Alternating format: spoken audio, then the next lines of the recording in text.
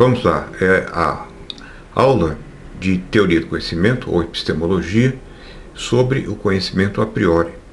E essa aula é um resumo, nada mais do que um resumo do texto do capítulo 3 do livro de Dan O'Brien, An Introduction to the Theory of Knowledge. Sobre esse texto, é uma boa introdução, republicada e reescrita em 2017 e tem 234 páginas. Pode ajudar. O autor não tem ideias, não avança ideias próprias, mas é um bom expositor.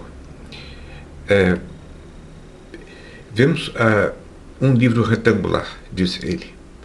Nós sabemos que é um livro pela experiência perceptual. Esse é chamado de conhecimento a posteriori. Estou diante de um livro retangular. Mas sabemos que é retangular. E sabemos outra coisa, que retângulos são figuras de 4 lados. Somente pelo pensamento já sabemos isso. Não precisamos examinar objetos. Afinal, a definição de retângulo, nós sabemos isso pelo raciocínio, ou pela intuição, ou porque é assim que é definido o retângulo. Então, esse é chamado conhecimento a priori. São 2 tipos fundamentais de conhecimento. O empirista aposta no a posteriori, o racionalista aposta no a priori. Outro exemplo de conhecimento a priori: solteiros são não casados. Nós sabemos que isso tem que ser verdadeiro, assim como um triângulo tem 3 lados. Para isso nós não precisamos da experiência. Claro, e o próprio Kant, que inventou isso, reconhece que nós precisamos antes ter aprendido o significado de palavras como solteiro, casado, homem, mulher, para entender que solteiros são não casados. E tal aprendizado envolve a experiência, aquilo que é um homem. Isso aqui é uma má tradução do bachelors are not married. Solteiro aqui, se for a palavra bachelor, só se aplica a homens solteiros, e não a mulheres. Bom, ou será que eu acho que eu estou precisando de um dicionário a saber o significado da palavra bachelor. Bom, seja como for, homens ou mulheres que forem solteiros serão não casados. Tá certo aí, eu é que estou me enganando. Essa frase é a priori aplicável a homens e a mulheres. Homens e mulheres adultas são não casados, são solteiros, ou solteiras, ou solteiros de forma geral.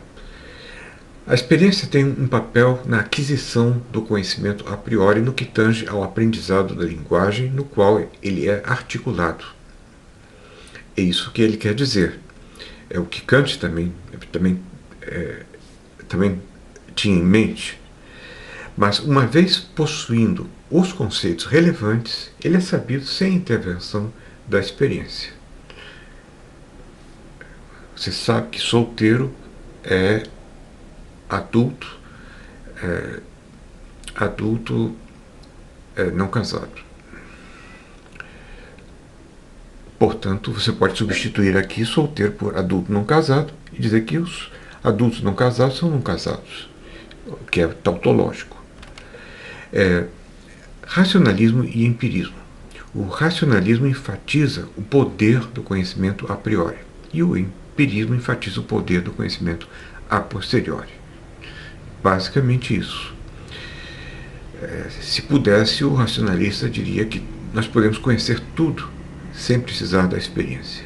E o empirista diria que nós poderíamos conhecer tudo sem precisar do a priori. Digamos, um empirista radical, como Stuart Mill ou Quine, e um racionalista radical, como Leibniz. Exemplo de racionalista foi Descartes, um exemplo paradigmático que concluiu que não há conhecimento certo, que há um conhecimento certo, somente um, que não podemos duvidar, e que é aquele que ele atinge depois da ascese cartesiana do raciocínio que o leva ao cogito. Então, trata-se do penso, logo existo. Cogito ergo sum. Por quê? Se eu estou pensando qualquer coisa, ou se eu estou duvidando de tudo, eu ainda assim estou pensando. E eu estou. Para pensar, eu tenho que existir. Assim pensava Descartes.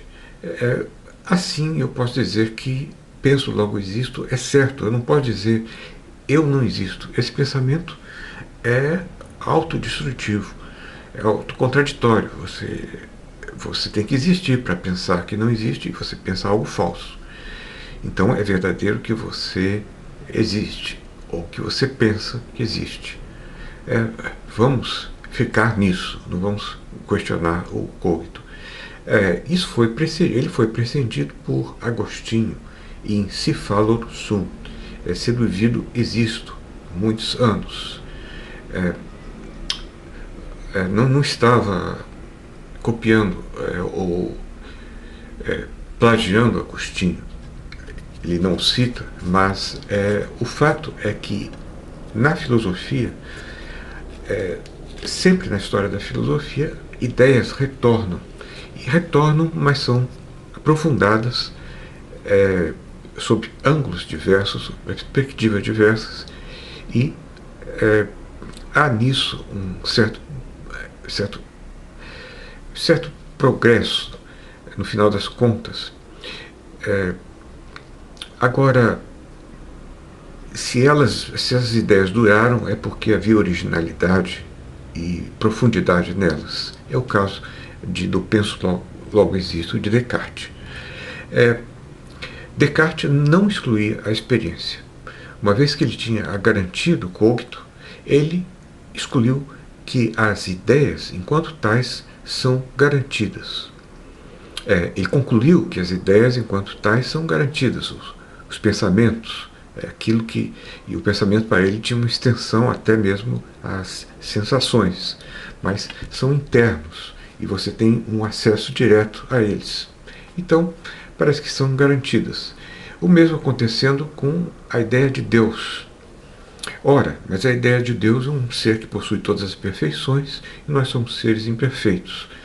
Logo, ela foi posta por Deus em nós, uma vez que nós não poderíamos por nós mesmos tê-la criado, tê-la produzido, pois somos imperfeitos em relação a essa ideia perfeita. Portanto, se Deus as pôs em nós, inatamente, de forma inata, Deus existe, conclui Descartes. Ora, sendo Deus infinitamente bom, ele não nos enganaria.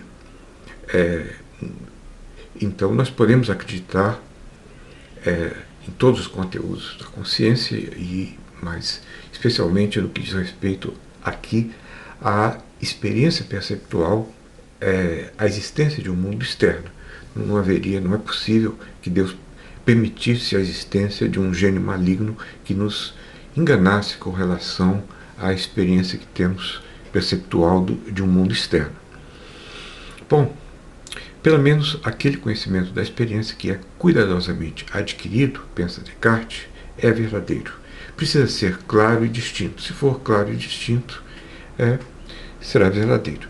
Como o conhecimento da matemática, que tem essa propriedade, que é paradigmático. Para o empirista, certas verdades são realmente adquiridas, a priori, mas elas são irrelevantes, sem conteúdo informativo, tautológicas. É o que faz um empirista como Hume. Ele reduz o nosso conhecimento a priori a coisas que não são relevantes, como o sintético a priori de Kant. Todo conhecimento a priori passa a ser o conhecimento dito analítico. O que é o conhecimento analítico? empiristas como Hume defenderam isso. A distinção entre analítico e sintético é kantiana, introdução da crítica da razão pura.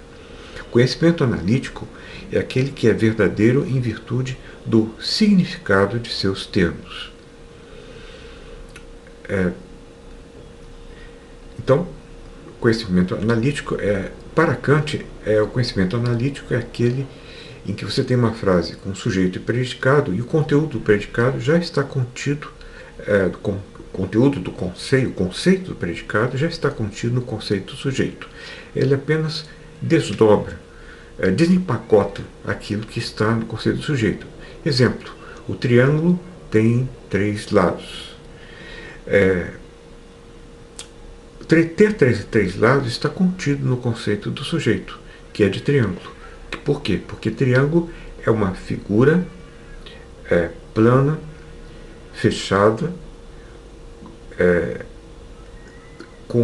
constituída de 3 semirretas, 3 lados e 3 ângulos. Então, uma figura plana fechada constituída de 3 lados e tem 3 ângulos tem 3 lados. Isso aí é tautológico. Se você substituiu triângulo pela definição, figura plana fechada com 3 lados e 3 ângulos, ou o que vocês quiserem. Então, ela é verdadeira em virtude do significado das palavras. É a mesma coisa. Só que essa definição aqui ela é mais ampla do que a definição de analítico kantiana, porque Kant fica restrito à frase do tipo sujeito-predicado. Mas existem outras frases analíticas. Se A é maior que B e B é maior que C, então A é maior que C. Ora, como é que você vai analisar kantianamente essa frase, esse enunciado? É analítico? Não, é a priori. A priori também é analítico, poderíamos dizer, porque é verdadeiro em virtude do significado de seus termos. Bom, assim se pretende que seja. Então, qualquer conhecimento substantivo deve, para o empirista, resultar da experiência. Esses conhecimentos, triângulo tem 3 lados, solteiros são não casados, isso aqui é definitório, ou se A é maior que B e B é maior que C, então A é maior que C, eles não são substantivos. Mesmo 2 e 2 são 4, pode ser considerado, porque 2 e 2 são 4, porque 2 é 1 mais 1, outro 2 é 1 mais 1, 1 mais 1 mais 1 mais 1 mais 1, dá 4. Isso aí é um conhecimento analítico bom para alguns empiristas, por exemplo, os empiristas lógicos. Vamos lá ao outro tipo de verdade. As verdades sintéticas dependem não só do significado, mas de como o mundo é. Por exemplo, o urso koala come folha de eucalipto. O ursinho koala come folha de eucalipto. O ursinho koala, você precisa da experiência para saber disso. Além disso, ele é muito exigente. Das dezenas de espécies de eucaliptos, ele só come 20% das diferentes folhas que são apresentadas.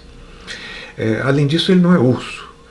Ele, na verdade, é um marsupial, porque ele tem bolsa em que o nascituro fica dentro da bolsa até que ele se desenvolve e depois ele vai para outra região em que ele...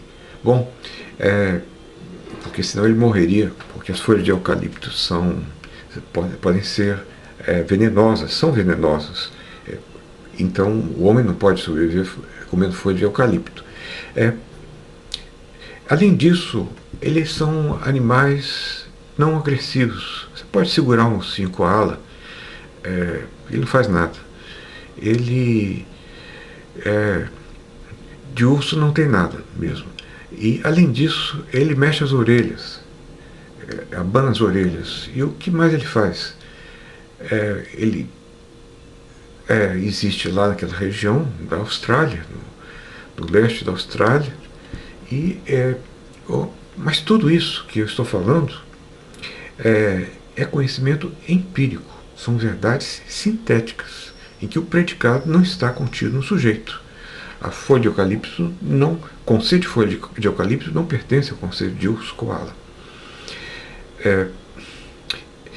Finalmente, ele tem um cheiro horrível de queijo suíço, ou pior que bem, queijo suíço eu gosto, mas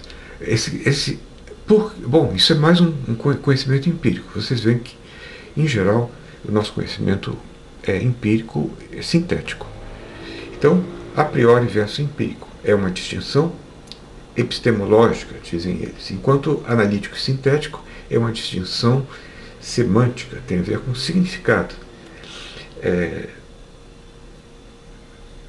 Enquanto que a terceira distinção entre necessário e contingente seria metafísica. Podemos aqui nos questionar sobre esse último ponto. Mas seja como for, a questão é que para o empirista, factualmente todo a priori é analítico, todo sintético é empírico. Para Kant existe o sintético a priori, essa possibilidade. Então, empiristas dizem que, embora sob aspectos diversos, uma perspectiva epistemológica, outra perspectiva semântica, elas cavam o nosso conhecimento do mesmo modo. Ou do mesmo modo não. Cavam a mesma extensão, as mesmas extensões do nosso conhecimento. E para ele, essas distinções distinguem as mesmas coisas. Já um empirista radical, como Quine, acha que todo conhecimento é empírico e que não há conhecimento a priori. Sintético a priori. Existiriam certos juízos para Kant em que o conceito do predicado não está contido no conceito do sujeito, portanto eles são sintéticos e não analíticos, mas são a priori. Por exemplo, todo objeto físico tem uma extensão. Mas isso aí é analítico. Todo objeto físico tem uma massa, aí parece que não é. Talvez seja analítico. Mas vamos a um exemplo mais razoável do que se algo é vermelho em toda a sua extensão, não pode ser verde em toda a sua extensão. Isso aí seria foi discutido muito no século XX, essa frasezinha. Se um ponto é vermelho, ele não pode, se um ponto luminoso é vermelho, não pode ser verde. Ou se algo é vermelho em toda a sua extensão, não pode ser verde em toda a sua extensão. Bom, não parece que isso é verdadeiro em decorrência dos significados de seus termos. Embora eu desconfie que você possa analisar e chegar a isso. Mas essa é outra questão. Vamos seguir o texto. Se algo é vermelho em toda a sua extensão, não pode ser verde em toda a sua extensão. Eu sei que isso é verdadeiro só em pensar nisso. É a priori. E seria sintético, porque ele nos diz algo de substancial acerca das coisas vermelhas. Não é parte do significado de ser vermelho em toda a sua extensão não poder ser verde em toda essa extensão, nota o autor. Porque se fosse, então ser vermelho em toda essa extensão seria parte do significado de não ser azul, não ser amarelo, não ser roxo, etc. O que alongaria demais o significado de ser vermelho. Assim, parece ser sintético, parece ser substancial acerca do mundo. É a frase 1, o enunciado. Então, é para se pensar. Agora, vê-se que o autor tem uma inclinação para a citação do juízo sintético a priori. Se fosse, então, ser vermelho em toda a sua extensão, seria parte do significado de não ser azul, não ser amarelo, não ser roxo. E assim, a frase parece sintética, substancial. Também parece que verdades matemáticas não seriam analíticas, diz o autor. 7 mais 5 é 12. O exemplo é de Kant.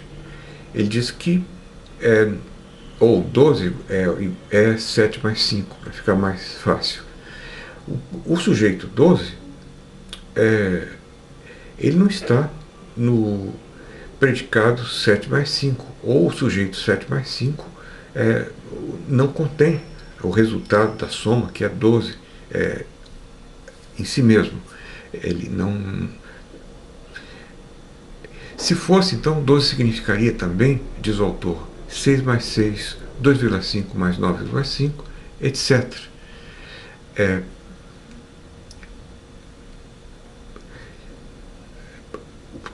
O empirista diria o seguinte: por que não pensar em verdades analíticas resultantes de deduções que não sejam transparentes? Exemplo, 2 é por definição 1 mais 1. 3 é por definição 2 mais 1. Logo, 2 mais 1 é igual a 3. Logo, 1 mais 1 é igual a 3. Isso aqui parece ter se transformado em uma verdade analítica, ou não. Mas fica aí para discussão. A alternativa seguida por John Stuart Mill foi considerar a matemática uma disciplina empírica. Para ele, se você adiciona 6 ovos a 6 ovos, você obtém 12 ovos.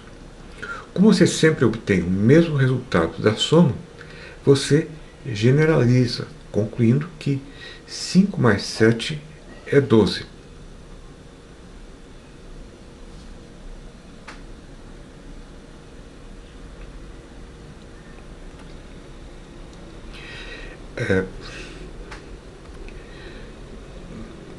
É algo curioso a posição de Stuart Mill. Você tem 6, depois tem 6, aí você soma 12, você começa sempre aprendendo pela adição de objetos, depois você abstrai, você generaliza, e você passa a usar uma aritmética não aplicada. Mas você tem que começar com a experiência. Se 6 ovos adicionados a outros 6 ovos sempre resultam em 11 ovos, aí teremos, para Stuart Mill, que revisar a nossa aritmética. Imagine um mundo possível no qual a soma sempre resulta em menos 1. Eu somo esses 3 objetos e o resultado será 2. Um deles desaparece quando eu faço sempre que eu tento fazer a soma. Os racionalistas dirão que isso não é plausível. Em nenhum mundo possível isso é possível. Nós precisaríamos pensar, mas então há um truque, talvez uma mágica, e desaparece um objeto. Há candidatos a sintético a priori não só na matemática, mas na ética e na metafísica. Exemplo, todo evento tem uma causa. Para o racionalista, o pensamento sozinho é capaz de nos prover de insights sobre a natureza do mundo. O autor cita aqui o racionalista contemporâneo Bonjour, que escreveu um excelente livro defendendo o a priori, que o racionalismo é insights na natureza essencial das coisas ou situações de um tipo relevante. É o que o a priori nos permite, sobre o modo como a realidade deve ser. Embora Bonjour aceite que nós possamos falhar na aquisição do conhecimento a priori. Essa intuição ou razão como fonte do a priori no entanto, questionável. O empirista dirá que isso é misterioso, parece como percepção extrasensorial do a priori. Você atinge isso através da razão ou da intuição, mas são duas noções que precisam ser explicadas. Os empiristas tentam solucionar o problema de duas maneiras possíveis. O conhecimento a priori é, na verdade, baseado na experiência. 2, o conhecimento dito a priori depende do significado das expressões. Autoevidência e certeza. Há duas características tradicionalmente consideradas como próprias do conhecimento a priori. Ele é autoevidente e ele é certo. Existem outras que podem ser consideradas, Mas o autor considera essas duas, autoevidência e certeza. Primeiro, autoevidência. Há um sentimento de clareza e luminosidade, diz Locke, ou de clareza e distinção, diz Descartes, percebida pela luz natural da razão de que aquilo é verdadeiro,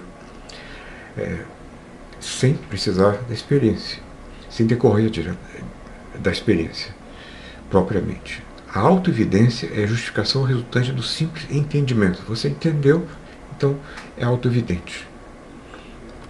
Difícil de se explorar esse conceito, mas algumas verdades a priori não são autoevidentes dessa maneira, ele nota. Elas não parecem óbvias, como certas verdades matemáticas, digamos, a de que a soma dos quadrados dos catetos é igual ao quadrado da hipotenusa. Você pode encontrar uma prova para isso, e você sabe que a soma dos quadrados dos catetos é igual ao quadrado da hipotenusa. É o famoso teorema de Pitágoras. Mas não é uma coisa autoevidente que qualquer um sabe sem prova, sem nada. Pode ser então sugerido que o a priori é autoevidente no sentido de que tais crenças se justificam puramente com base no entendimento. Mas há o problema de que há verdades a priori que não conhecemos, por exemplo, a conjectura de Goldbach.